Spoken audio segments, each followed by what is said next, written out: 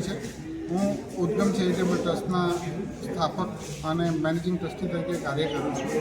આ સમગ્ર કાર્યક્રમ ભારત ડિસ્કોર્સિસનું આયોજન ઉદ્ગમ સંસ્થા દ્વારા doctor Shyamaprasad Mukherjee research foundation, iHub અને સેન્ટર ફોર વોટર પીસના ઉપક્રમે કરવામાં આવ્યું છે।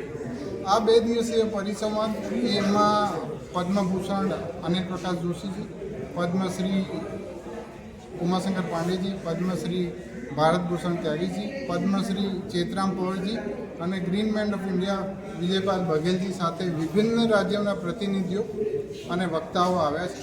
આ 2 દિવસીય પરિસંવાદ ફક્ત પરિસંવાદ નથી, આ એક ચળવળ છે, જે એક મંચ છે જેમાં પાણી અને પર્યાવરણ પર કામ કરનારા લોકોને એક સહયોગમાં સાથે લઈ આવવા માટેના ઉદ્દેશ્ય સાથે અમે કામ કરી રહ્યા છીએ। અને આ કાર્યક્રમ ફક્ત કર્ણાવતી અમદાવાદ પૂરતો નથી, પણ આના પછી IIT BHU ઉત્તર પ્રદેશ, રાજસ્થાન, છત્તીસગઢ, ઓડિશા અને કાંચી કામકુટી પીઠમાં તમિલનાડુમાં થવા જઈ રહ્યો છે।